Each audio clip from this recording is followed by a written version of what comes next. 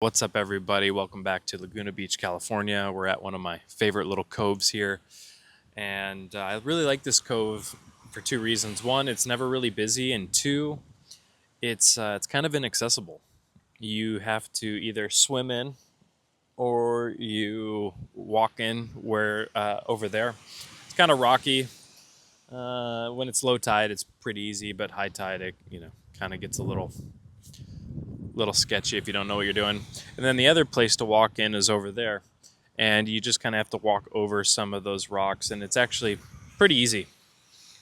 But it kind of scares away the tourists. And this area of Laguna is really interesting because there is a nice luxury resort just right over on the other side of this hill, around the corner from that palm tree over there. And there's a nice private community too. But this area doesn't really get too busy, I think, because it's kind of walled off in those ways. So I like it here. It's a nice like third eye energy. There's a nice healing and restorative energy. All of Laguna is like this. This is why I really enjoy it. It's because there's this natural heart, throat, and third eye energy that's like really balanced out between the two. Each of the beaches has its own personality, its own energy, its own like nature spirits. Like right over here, if you like about 150 feet that way, there's sea lions that are bathing and chilling on the rocks. I saw a leopard shark the other day. Like there's just life here. There's life force. There's nature, and we're so blessed to be able to come and enjoy it. But so today I want to talk to you about three things. We're going to talk about spiritual balance. Number two, give you a little bit of a life update on my end, and then number three, a little announcement for Dharma Club coming into play. So number one, a little life update for me. So I've moved back to Orange County, California, and I'm gonna be here for I don't know, fall, winter, for probably about the next like 4 to 6 months, give or take. I was just kind of really getting burned out of LA. I didn't really feel like home anymore.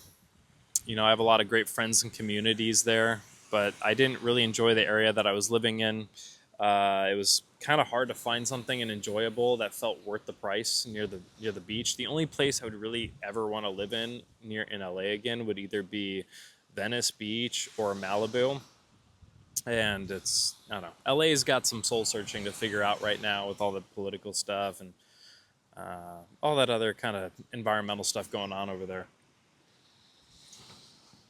But some of the people and community are awesome there in LA. So it's definitely a place to go like hang out and live for like 6 to 12 months. But I don't know. Probably wouldn't be something I'd dedicate long term to. Anyway, so I'm moving back down here to Orange County, and it's nice to be back home where I'm from, to have time with my mom every morning. There's a couple things like I'm going to be traveling at the end of the summer here. I'm going to be going to Europe for about a month with one of my teachers, and so it was just kind of a nice place to come and regroup and relax and like restore myself, like not having to worry about like bills and rent and like I've always been able to take care of myself like that, but it's just like there's something really nice about being back home, being in a place where the sun rises and it's quiet until like 9:30, 10 a.m. It's just still and quiet. The air is clean. Like you can actually like smell the freshness in the air, and then it's just there's no problems. Like there's no chaos, there's no traffic, and then you get this beautiful ocean 15 minutes away.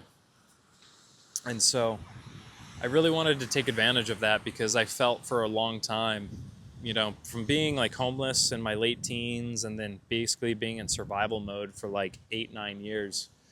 And then even when I worked in like the corporate world, when I had a high 6-figure income, it was just always like not enjoying life. It was like always having to be in this paradigm of hustle and bustle and doing things to pay that in the future and all that kind of shit. So I just decided it was time to take a break and to reset and to focus on my health, my body, my mind, my spirit, recalibrate a lot of things, do some inner searching for like what I want to create at this next chapter of my life. and really more importantly, like deepen that relationship with my family, with my parents.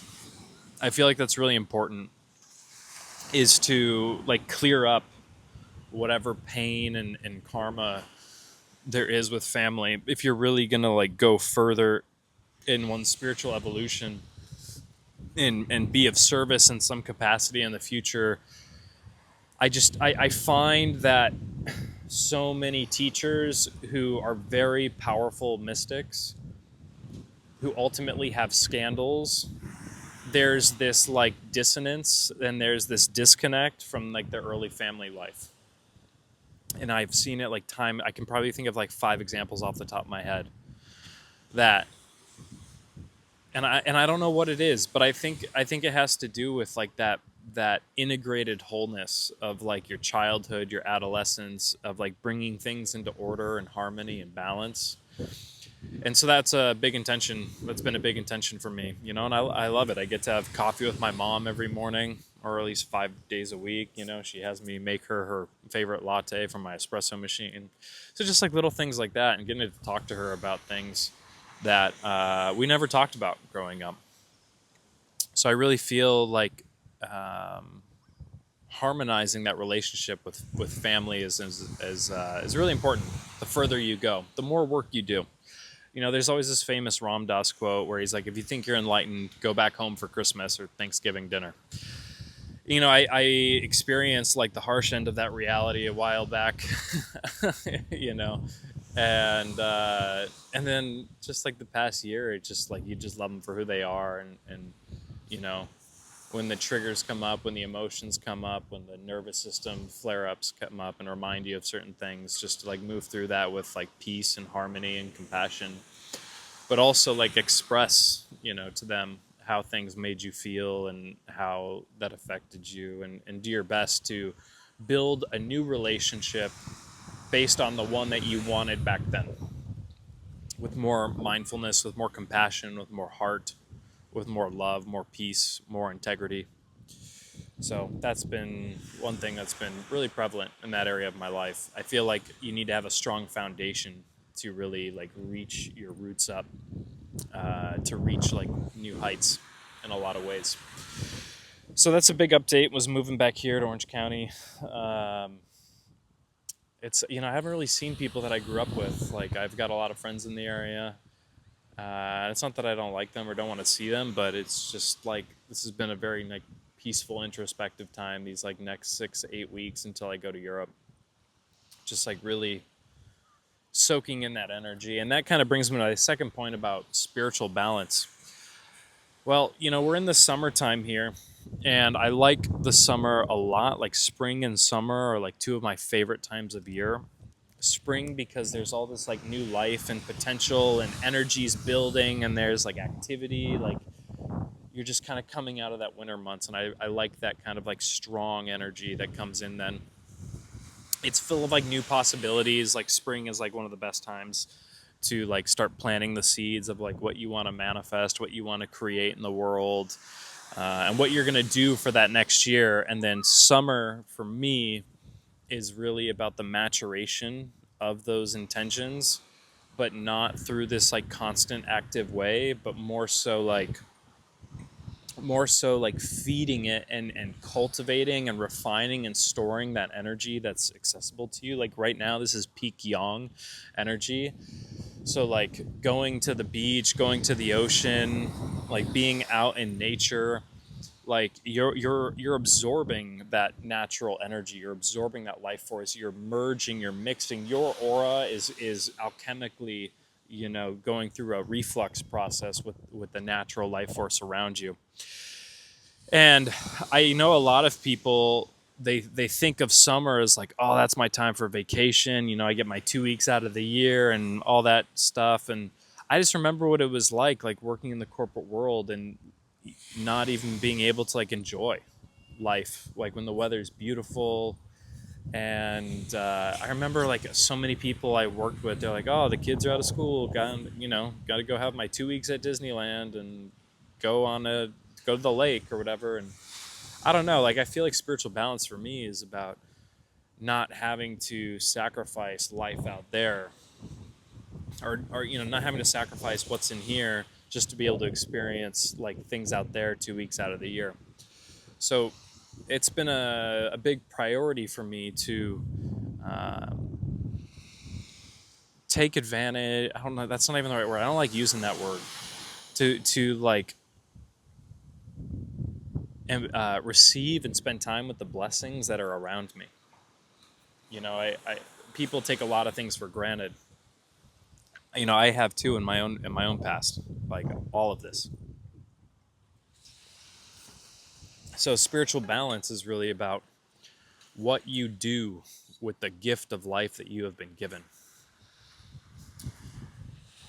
Being able to flow in between the responsibilities of life.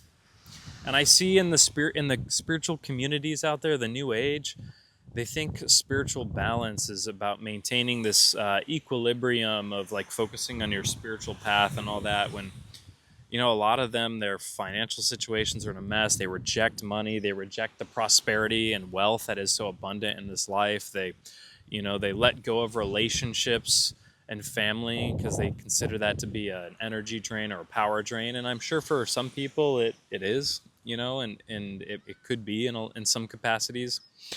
But I think that's part of like your karmic debt, your karmic journey, is to amend that the best you can. Because if we're going for this, realization of life to be one with all of life, then how can you be one with all of life while you're actively pushing against, avoiding, and rejecting where you came from? The physical blood lineage that gave you life, that allowed you this specific incarnation to be there, or to use your gifts and to create something, your talents, your craftsmanship, to create something that benefits other people, that benefits the human race. So that's why I don't really resonate with those ideas of like rejecting financial prosperity, of rejecting business or trade or arts, or rejecting leaving family behind because you're on some spiritual mission. Like, yeah, dude, join the club. So, yeah, for me, spiritual balance at this point in time is not just about like maintaining focus and mind and emotions and spiritual practices, but really being absorbed with life and maintaining that equilibrium between what's out there, what's in here, and what's going on right now, right in the right here and the right now. And really finding happiness in that space, finding the bliss, finding the blessings, the gratitude. That is, for me, what spiritual balance is really about. Not losing yourself when you're swinging so far into one world. Like for me, I remember when I had that fintech job, I lost myself for like 3 years. Like I was still doing my spiritual practices. I had my meditation, my pranayama. I had the ceremonies. I was doing my vision quest. I was working with my teacher. Like it was a great time. I was making progress in the spiritual activities, but my health was declining. My relationships were a mess. I was isolated. And to me, while there was spiritual progress and achievement in some capacities, I was totally losing myself and what it meant to be alive. And so I see a lot of, I just see that a lot. I didn't recognize it before, and I recognize it all over the place now. And you could chalk it up to anything. You could chalk it up to society, to culture, to capitalism, to the way that people live. Like it could be a culmination of all those things. But the biggest thing to maintain that equilibrium and balance is that you have to choose. You have to recognize something's off, and you have to connect with that force of life, that tidal current that is breathing and that is giving life to the world. And that's not something that a teacher can teach you. You have to discover that yourself. And I think one of the best ways to discover that is just spending time here in nature and like observing nature, observe how you feel, observing what's going on with the wildlife around you. That to me is not just observing and recognizing the balance of nature, but finding the balance within yourself and finding the reflection from you out there and to you in here. So that's what I'm doing these next 6 weeks, is slowing down, taking care of my spirit, my vitality, my presence, my attention, my awareness, and just like getting absorbed in the moment when the breeze touches my skin and the electricity inside my body hums, and the silence that is so loud that it swallows all sound. So that's balance for me. All right, now 10 years ago, when I was really starting to go on my spiritual adventure, I was looking for a place. I was looking for a community. I was looking for a teaching, a school that would teach me how to make money doing what I loved for who I loved, that would teach me about prosperity, about abundance, and how to actually create that, doing something meaningful. I was looking for a place that was showing me how to go deeper into light, that was showing me how to evolve my awareness, that would train my focus, my attention, that would lead to higher states of consciousness. I was looking for a way to heal my physical body, my mind, my emotions, to increase my vitality, that would show me how to really push the limits of what it means to be human.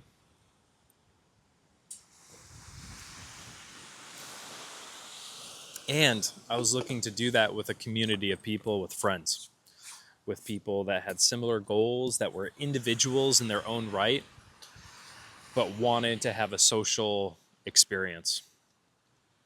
And the final thing was learning more about who I am, my path, my own personal gifts, my own personal skills, like discovering and uncovering and refining like what my Dharma was. Like now I know that. I know that. I know what I'm meant to do, where I'm going, what I'm doing, what I'm becoming. And everything is just a refinement in making that picture more vibrant and clear. But back then I didn't know what that was. I had an idea.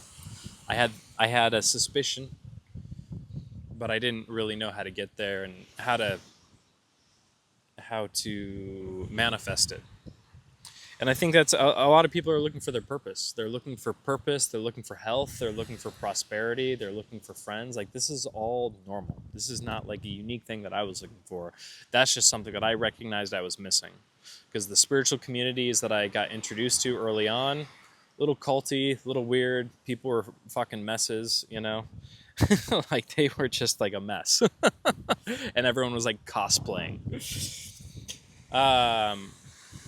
So you know, the past couple of years, I've been really blessed to have to be introduced to some really awesome people in the medicine community, have some really awesome teachers and mentors, and you know, go to many different communities all around the world, see what's possible out there, like what it means to be a community and a social dynamic and experience, and not to have a dependency. I feel like a lot of spiritual people, when they think of community, they kind of think of this like commune, and like that's not what I want. Like I don't want a commune like at all. So I'm not going to build that. I'm not building an ashram or a commune or anything like that. Yeah, they have some property, you know, people can gather at, you know, maybe one or two families, something like that. I don't know, but nothing weird. No village. I don't want to build a village. Let somebody else build the village. I'll show up and you know, I'll shop there. So Dharma Club is going to be that expression. A community, a social club, a esoteric school, and a business school. It's a place where people can come to discover, refine, and create their Dharma. A place where people have access to the transmission-based teachings that lead to higher states of consciousness and transform uh, the awareness and the consciousness and the spirit of the individual being so that they can go into light and that they can have their own spiritual experiences outside of any guru or teacher. A place where they can learn to become prosperous and abundant, both financially, both mentally, spiritually, communally. A place where people can heal and increase their vitality, where they can learn to connect with nature, where they can learn to tap into the healing force, the healing energy that is abundant all around them, to learn to work with herbs, with plants, with these master teachers, with these sacred intelligences that have been guiding the human race for eons. And a place where we can be friends, where we can have social experiences, where we can be around like-minded individuals, and there's not this ego and there's not this drama. It's just a place where people can come and be better, where people can learn about themselves, and there's a mutual respect for what that means to be on this path, to be discovering one's purpose, to be creating one's life. So your personal Dharma, the teachings that lead to higher states of awareness and consciousness, the healing arts, practices, traditions to take your energy back, to reclaim your energy, to feel the wholeness inside of your being, to increase your vitality so that you have the energy to create what you want in the world, to feel good in your body, to feel good in your heart and your mind and your spirit. And a place where we can share our purpose with the world, and also build a community to where we can have those social experiences and the social dynamics and enjoy life together in this beautiful garden here of Earth. So that's what Dharma Club is, and it's going to be continually, perpetually refining over the next couple of years. The first iteration will be made available in the probably right around the equinox. I'm going to be building out some of the online platform, kind of creating a curriculum, not a curriculum, but like a schedule that kind of works for me. Putting together the necessary information. There's going to be a ton of free resources. Like this is not going to be like a 5-figure thing. I remember when I started getting into like the online coaching world, there was a lot of good programs that were like a couple $1,000. A lot of them they under-delivered big time. And there was like weird like ego cult leaders like wanting to, create this mastermind around them or whatever. It's dumb. So yeah, it's going to be accessible. There's going to be like a yearly option. There's going to be a monthly option. But we're going to be doing like quarterly events like in person, because I want like everybody to come together. Like you have the business, teachings, the marketing, the spiritual teachings, and you get to like practice that in your own life. You get to cultivate and refine that for you at home, doing what you need to do, taking care of your responsibilities, and then a couple times a year. And this will be increasing. Like it's just going to start quarterly, but it's going to grow ultimately to be monthly as more people get involved. There will be social events, dinners. There will be retreats, intensives, in-person workshops, online workshops and intensives. But more importantly, there's going to be experiences in nature. So my teacher used to take us out to the desert, and we would meditate all night. He would demonstrate different siddhas, different abilities, He would give us different teachings and transmissions, and those were like some of the most transformational and eye-opening moments and times of my life. You know, you're just out there walking around in the desert with like 15 of your best friends, and everybody is just like, everyone's just merged with life. Like, you're aware of the life in the desert, the insects, the owls, the mountain lions. Like, ah, man, it was so beautiful. It's transformative. Like seeing stars, like countless stars, and you're just there meditating in pure radiance, absorbing all of that energy so that you can do something good with your life and give back to life that gave you life, that created you. So that's what's going to happen. Dharma Club. We're going to be doing social events. We're going to be doing educational events online. There'll be classes, whole curriculum. Ultimately, that will be like where Quintessence Meditation is going to be doing their certification program. So, you know, my one of my goals is to teach teachers and show other people how to bring people into light, so that frequency can become more expansive and accessible in the world. Because the more light in the world, man, if there was literally like 20 or 50, 100 people showing others how to go into light, like, you know, a couple times a month, the world would be transformed like that. So stay tuned. I hope you continue to join us. Thanks for tuning in. I know this is not like my normal Dharma talk, style, riffing, power, any of that, the energy, the transmission just flowing. But it's the new moon. So there's a little bit more stillness, a little bit more void, more rest right now. And this is where I'm tapping in from. Laguna Beach, California, once again. So I'm wishing you on this new moon a beautiful time to connect with your heart, connect with your mind, your spirit, be out in nature. Go leave some offerings in the woods, the mountains, the forests, the ocean. Go give your love back. Go give your love, your gratitude to life. So I'll see you soon, my friends. Peace.